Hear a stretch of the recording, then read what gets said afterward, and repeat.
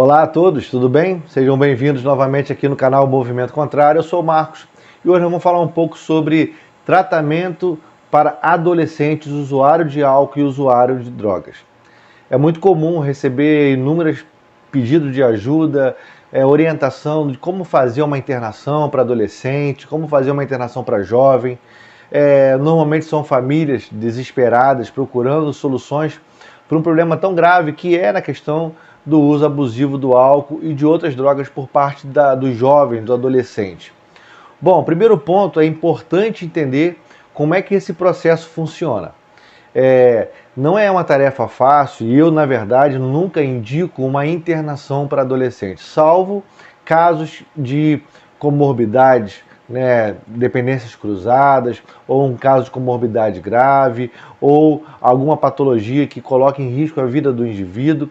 Nesses casos, existe uma avaliação técnica, existe uma avaliação mais profunda e cabe até o caso de uma internação sim, mas com muita cautela, com muito cuidado, porque normalmente um adolescente, um jovem, ele ainda não atingiu o nível de dependência da droga, ele está em fase de uso e desse uso pode ser um uso abusivo, um uso esporádico, mas sempre uma coisa que eu observo muito nesse processo é o desespero da família. É muito comum que a mãe, o pai ou o responsável por esse adolescente entre em processo de desespero para poder resolver e solucionar aquele problema o quanto antes. E é muito comum que quando se fala sobre tratamento da dependência química, quando fala sobre tratamento do álcool, já vem à cabeça logo a questão da internação. É muito importante entender que a internação ela é o último recurso em todos os casos. No meu ponto de vista, como profissional e como especialista na área de dependência química, a internação ela é o último recurso para poder pensar a possibilidade de uma recuperação de um dependente do álcool ou um dependente de drogas. Mas nunca uma internação ela deve ser feita no caso do usuário. O que eu quero dizer? Qual é a diferença do dependente químico para o usuário? Eu já falei isso em outro vídeo, vou deixar aqui na descrição do vídeo, para você entender a diferença. O usuário é uma coisa e dependente químico é outra. É muito comum a família achar que um jovem de 18, 17, 15 anos que esteja envolvido com as drogas já é um dependente químico, quando na verdade grande parte, 99% das vezes, não tem nada a ver com a dependência, ele é simplesmente ainda um usuário. Ele pode estar usando de forma abusiva, mas ele ainda não é um dependente químico. Porque a dependência da droga, a dependência dessa substância psicoativa, ela requer um tempo muito maior de maturidade, ou seja, de uso, de maturidade no uso, de maturidade na questão do uso da droga. E esse processo normalmente ainda não foi atingido por um jovem ou por um adolescente. Só que a família entra em processo de desespero. E em muitos dos casos, uma coisa que eu observo muito é a ação de punição. Ou seja, se você não parar de usar droga, eu vou te internar numa clínica. Se você não parar de usar droga, eu vou te pegar à força e vou te colocar numa clínica. Utiliza dessa ferramenta como forma de punição para esse jovem. Porque realmente é uma idade difícil, é uma fase complicada de lidar, a gente sabe disso. Quem tem filho adolescente sabe como é que funciona. Eu tenho um filho de 27 anos, tenho um filho de 9. Eu já passei por essa fase, eu sei o quanto é difícil passar pela questão da adolescência. Graças a Deus o meu foi mais brando, mas eu sei como é que funciona isso. Então hoje, com essa liberdade, com esse mar de informações que esses jovens têm, com esse processo de liberação em todos os conceitos, acaba que esse processo, essa autonomia na adolescência, leva a família a entrar num processo de desespero. E aí, como forma de punição, a família quer internar o jovem. Então, a dica que eu dou sempre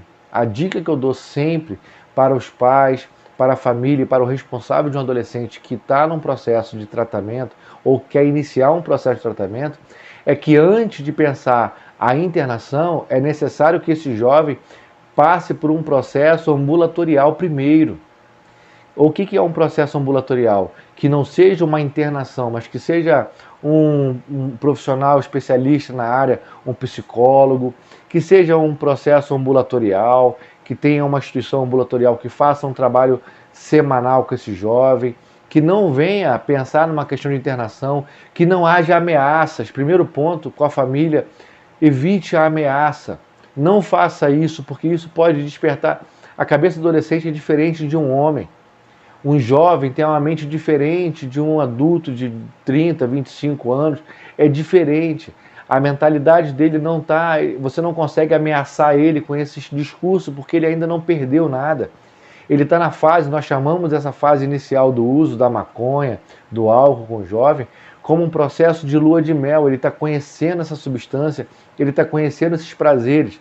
Então, qualquer ameaça que você faça a ele em relação a esse uso, você pode estar colocando em risco o futuro desse jovem no sentido de parar com essa droga de forma mais tranquila, mais natural.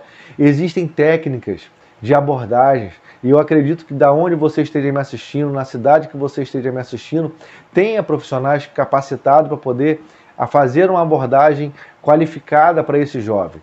Então, se não for de forma privada, se você não tem condições, talvez, de pagar um psicólogo especialista na área, que você não tenha condições, talvez, de pagar um terapeuta especializado nessa área, existem outras formas sociais. Tem, por exemplo, não sei qual é a cidade que você mora, não sei qual é o tamanho da sua cidade, mas na tua cidade pode ter o CAPS-AD. O CAPS-AD é o Centro de Atenção Psicossocial de Álcools e Drogas. Vou repetir. Centro de Atenção Psicossocial de Álcools e Drogas. Funciona na tua cidade, deve ter ali. É só você procurar na área de saúde, é um braço da saúde mental que trabalha diretamente com esse tipo de problemática, e você pode levar esse jovem lá. Tem psicólogo, tem assistente social, tem psiquiatra, e faz parte da rede pública de saúde. Então, faço esse apelo a você, que você procure esse profissional da área lá.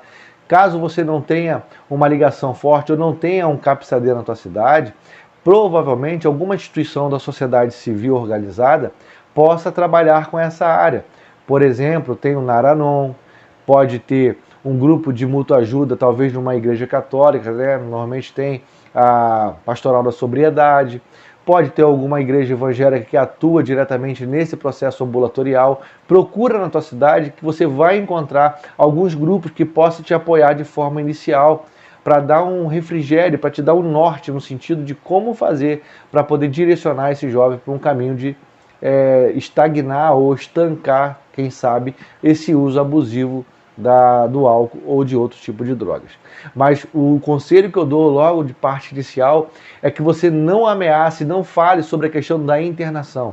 A internação, eu costumo dizer que ela é um processo como se fosse aquele desfibrilador, acho que o nome é esse, que você dá o choque quando a pessoa está em processo de parada cardíaca, quando vai para o hospital, e aí pega aquele aparelho de choque, o médico vai lá e bota no peito e dá um choque. É esse o processo da internação. A internação não é a solução do problema. Ela é a solução do problema quando o problema já está num processo muito avançado, muito agudo do uso. Então a internação, em alguns casos desses, faz muito sentido, porque ele já passou por um processo muito grande, já está numa estagnação, e normalmente o sentimento de um dependente químico não é o mesmo sentimento de um usuário de drogas.